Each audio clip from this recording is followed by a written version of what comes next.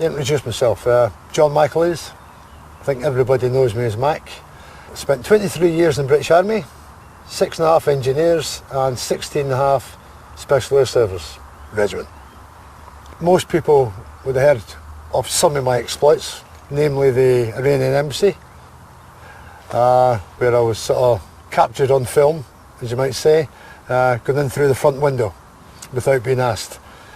I've served practically every country in the world while I was with the regiment. Seen quite a few things, some good, some not so good. But at the end of the day, I like to think I came away a better person, having been involved in these things. I must say I did enjoy myself while I was in the regiment.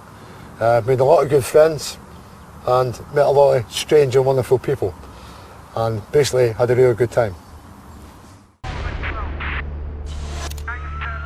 We got the call about 12. A gang of terrorists had taken over the Iranian embassy in London at gunpoint. They reckon more than a dozen hostages had been taken. We made an immediate action plan. If the terrorists started shooting, we would assault the building. Crude but effective. The negotiations were dragging on. The terrorist leader, Kane, was getting more and more anxious. His demands for a coach and a plane to get him out of there were not being met. The negotiators were dragging it out long enough for us to drill through the walls to place surveillance devices. By the 6th day, the terrorists were getting really frustrated. At 13:30 hours, shots were heard inside the building. And again, at 18:50 hours, more shots were heard. It was then that a hostage's body was thrown outside the front door. At this time, the police commissioner handed over the situation to the lads. We moved into position. We prepared a plan to attack the building from the front, the rear and the roof. At 19:23 hours, the lads moved in.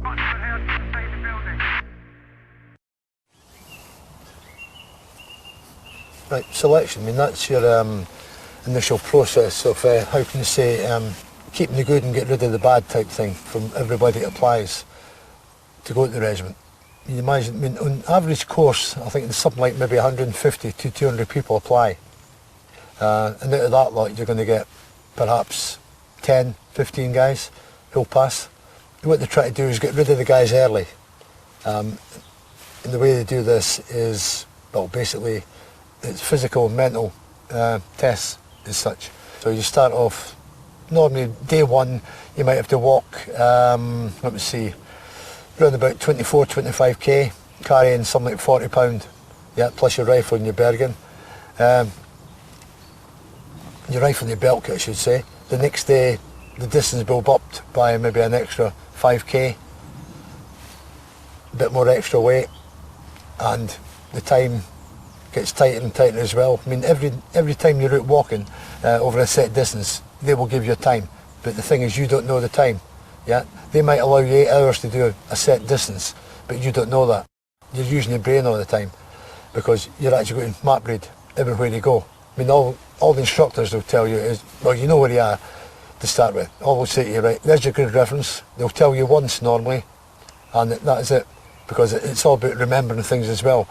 Providing you've, let's say, done enough previous training before you go on selection, you should be fit enough and tough enough to do it. Hopefully. But it doesn't always work that way. Interrogation, I mean, this comes at the end of virtually 5-6 months going through the process of selection and what they call continuation training.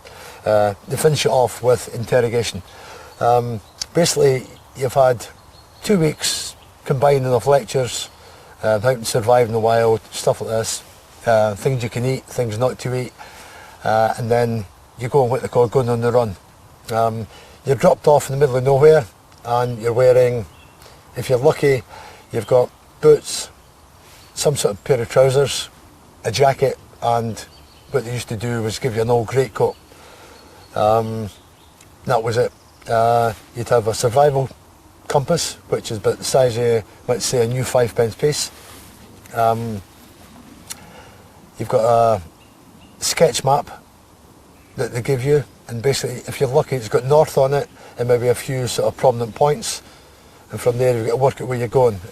Same as before, you've got your start point, and they will give you a grid reference to go to roughly 24 hours later, and this is where you'll meet an agent, and he will give you your next career reference. And it's normally worked over about a 7-day period when you're on the run. The distance you cover on that is roughly around about 100k over the 7 days, and you're being chased by a so-called hunter force, who are really nice lads, but they're out to catch you. Yep. And it's the whole thing like you're doing sort of SAS selection. These guys for the Green Army, if they catch you, it's like a feather in their cap. So these guys are really trying hard. So you run ragged for about a week, but the problem is you know you're going to get caught at the end because you must go through interrogation. So you get captured, and then you're put in what they call like a holding cell somewhere, which could be an old farm building, something like this. Now you get in there, they put you against the wall, what they call stress positions. Basically they're just designed to make your body ache and get you tired, and it's the old thing, if you're tired and in pain, then ask you questions. If you answer that question correctly, they will give you like goodies. Sometimes they might give you a cup of tea. If you're a smoker, they might get a cigarette off them, or they might give you a biscuit. The idea is, when you're being questioned, is to try and be the grey man. Show no emotion. Doesn't matter what question they ask you, or let's say what mode of dress you're in, because sometimes they'll actually strip you off, and it could be a woman interrogator there. And they'll make comments about your manhood and all the rest of it, or just make some funnies. So they ask you these questions, and they're designed to be tactical. Yeah. So they'll ask you your name, rank, number, what army unit you're in, where you've been, what you're supposed to be doing, all this sort of thing. Now, if this was real war type scenario, you wouldn't answer these questions. Well, try not to. So this is what you try to do during this interrogation phase. But as I said before, you're trying not to antagonise them, because in real life they would beat you to pulp. Yeah. But you try to get a happy balance, and at the same time, the guys who are interrogating you, they're actually going through a training phase as well, because they're actually learning how to ask tactical questions and break people down. Like they'll try and get your first name out of you if they haven't already got it. They get this one-on-one scenario, and they'll try and be nice to you. Then somebody else might try the nasty method, shouting, bawling and screaming at you, and hopefully you break down that way. I mean, you've got to remember, you haven't had much sleep for a week, you're a bit tired, you might be still wet, yeah? You're cold, you're hungry, and all these little things break you down mentally. Yeah, I mean, hopefully by this stage you've got the physical toughness, but it's the mental side that they're playing on. They'll keep asking the same question over and over and again. You might give the same answer, but they will swap your answer around. Yeah, they may ask you your age. You may have told them you're 25, say for instance. Yeah, they'll ask a few more questions, then they'll go, oh yeah, so you're 26. And what they're trying to do is get a reaction from you. You'll say, no, I didn't say 26, I said 25. So now they're starting to play on words. Yeah, but the main thing is they've actually got you talking. Yeah, so they've broken that one of these barriers down, and they'll keep progressing from there and there and try and get as much as possible from you. And basically, at the end of the day, all you do, you give them your name, your rank, your army number. The first we heard about the Irish, we were told an ASU had set up shop in a farm somewhere in the Yorkshire Dales. A guy named Wheeler had bought the farm at auction using cash. Wheeler's real name was Convery, and he had connections with the Republican Reaction Front. It was believed that Convery and his boys were about to carry out some sort of atrocity on the mainland in order to sabotage the peace process. In no time at all, the security services had set up phone taps, and GCHQ were watching their emails. We were tasked to set up OP positions in the surrounding area, and from this we gleaned that they were setting up some kind of bomb factory. The farm had an old air raid shelter, which had been built during the war. They were using it to convert vans and lorries into car bombs and mortar platforms. We were waiting until the police reckoned they had enough evidence for a prosecution and issue search warrants. They were about to move in when we were told to take charge and make an assault. It seems some civilians had walked into the farm using an old right-of-way. The terrorists had panicked and shot one and taken the rest hostage. Speed, aggression, surprise. We went in at dawn. The plan was a three-pronged attack. The first group to take the farmhouse where they had their HQ. The second group to take the farmyard and the stables. The third group to take the shelters. We wanted to take these guys quietly and save the lives of the hostages, but these guys were dangerous and desperate. So any resistance and we were clear to shoot.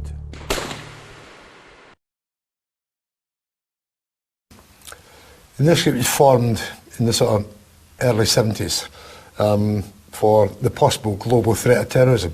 And it's just sort of grown bigger and bigger since then. Originally, the concept was a number of men, which numbers-wise I think constituted maybe 20, 25 guys initially to form a team, and from there it's grown to ever-increasing sizes. Depending on the job, it could be up to maybe even 100, 150 guys if the job arose. And it started off like basically protecting, let's say, the UK from terrorism, but now it's went global. Any sort of concern that involves, say, British government or any friendly governments, the counter-terrorist team can be called in to assist, or just off their own back, where it's just, say, British, or it might be there to help the Americans or other countries that are, let's say, friendly to Britain and their policies, of course. So the guys can be deployed worldwide at any time.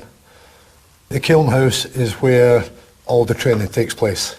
Basically, it's a building designed where you can do 360-degree fire in all rooms, various sizes, shapes, where it's daytime, nighttime. Basically, it's adaptable to any scenario that you can think up. When you're on the counter-terrorist team, you're in there, on average, I'd say, every day, basically.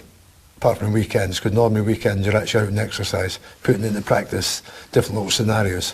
But in the kiln house itself, you're in there every day practically. It's all live firing. To do an assault in the room,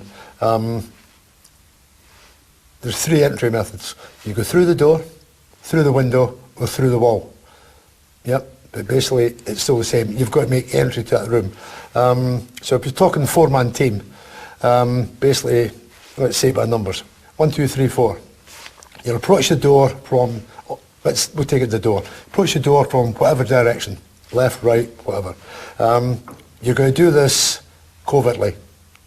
Yep, basically make no noise, because it's pointless to make noise before you get to the door, because you've already alerted the bad guys are inside. So you get up to the door as near as you can, silently. When you get to the door, yeah, you've got the first guy who is actually looking at the door. Yeah, and what he's looking for is where the handle is and where the hinges are. Yeah, because the whole thing, if you can see the hinges on the door, yeah, the door will normally swing towards you. If you can't see the hinges, the door will normally swing inwards. Yeah, but you've got an old adage, in any building, doors always swing into the rooms. Yeah, but the thing is that one day you might not check it and you're trying to put the door inwards and you find it comes outwards. This could happen. Yeah, you end up looking pretty stupid, and you also might end up dead, right? So you're checking the doors for these sort of things. Yeah, you're also listening to see if anybody's inside. Yeah, you could also be looking, if it's dark, even in daylight, you get light coming through the bottom of the door.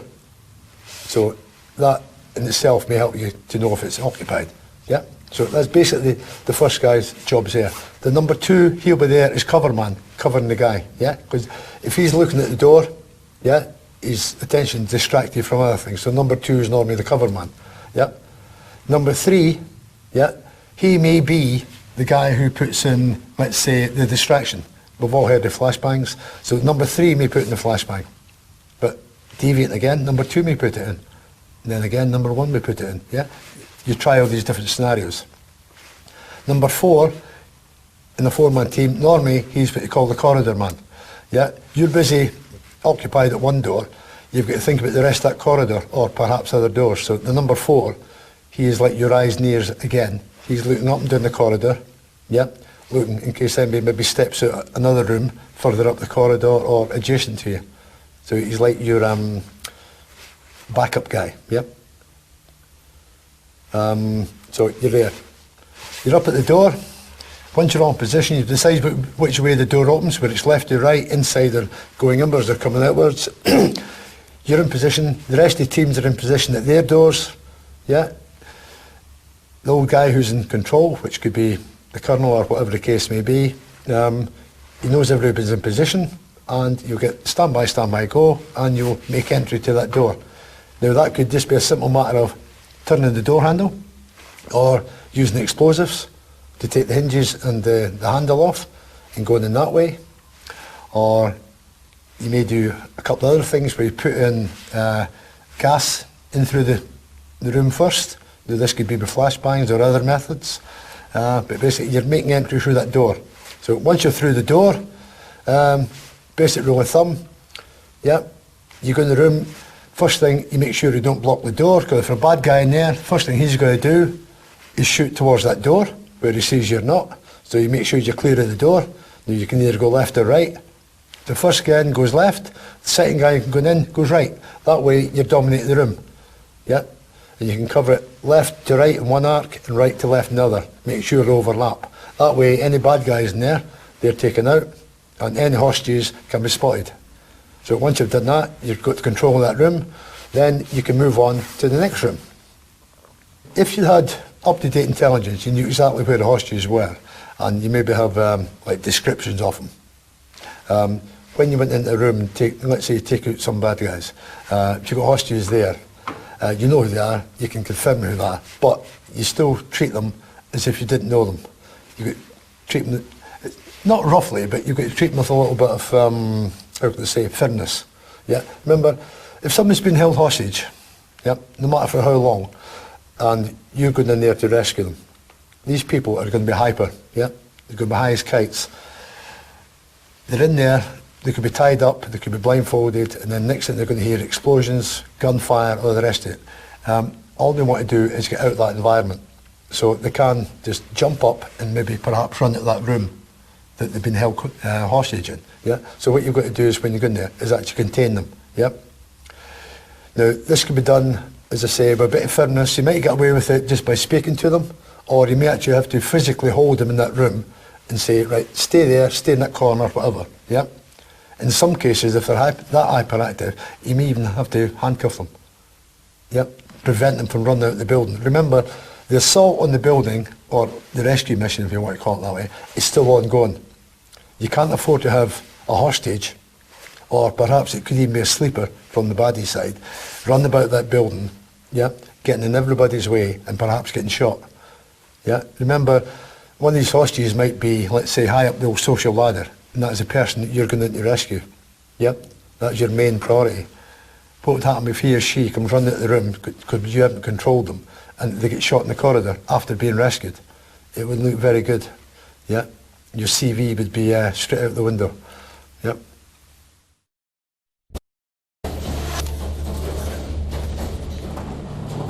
It was a nightmare. An incident at London Metro Station. This was our worst case scenario. We got a call from the Met on the evening of the 27th. A terror cell had taken over Trafalgar Station in the evening rush hour. SO-19 had sealed off the area, but the terrorists had already barricaded themselves in and taken hostages. We deployed to a holding area and waited a further update. These terrorists knew what they were doing.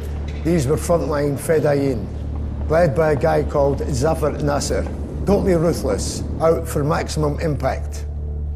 The metro was totally closed down.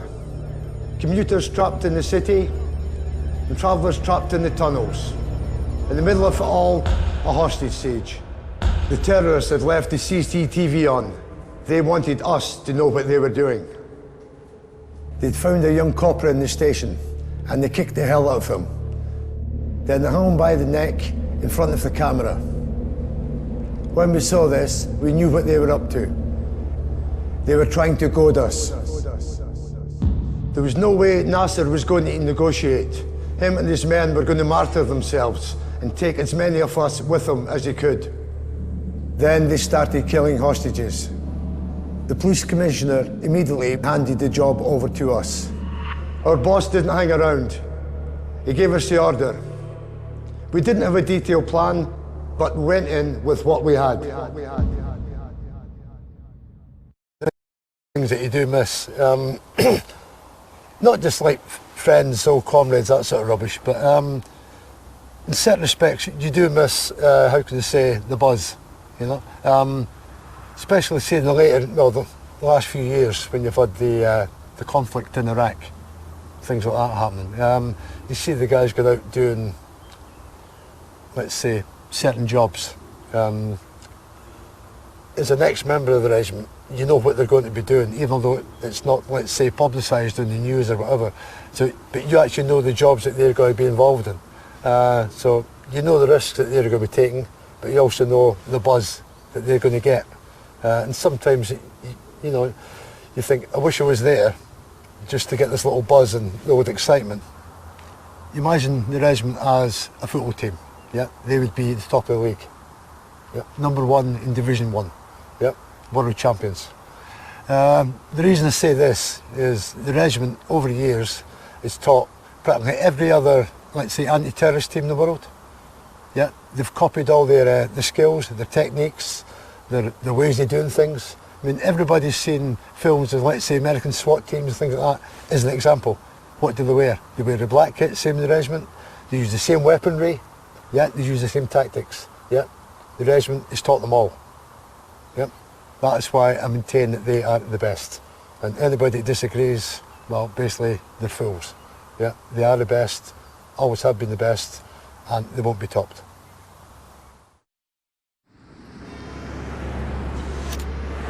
We saw the attack live on TV as it was happening. There was this bunch of skinheads in the House of Commons pushing the Speaker and all the MPs to the floor. We found out later the terrorists had shot 2 coppers before barricading themselves inside the Parliament buildings. Fortunately, both coppers survived. These terrorists were nutters, calling themselves the Phalangist Militia. They were demanding freedom from Europe. They shot some people, but fortunately nobody was dead yet. They said they had mined the Commons and Big Ben with dirty bombs. We got a live TV feed from the chambers. We knew who they were. 5 told us some of these lads had been mercenaries working in Bosnia. But as far as we were concerned, they were a bunch of amateurs. They were all over the place. God knows what they thought they were doing. But still, we had to treat them as highly dangerous. The police tried to get talking to their leader Vasi, but instead, he staged an execution in front of the camera. Immediately, we were given the go-ahead. The IA plan was simple but effective. The message from the PM: save the hostages.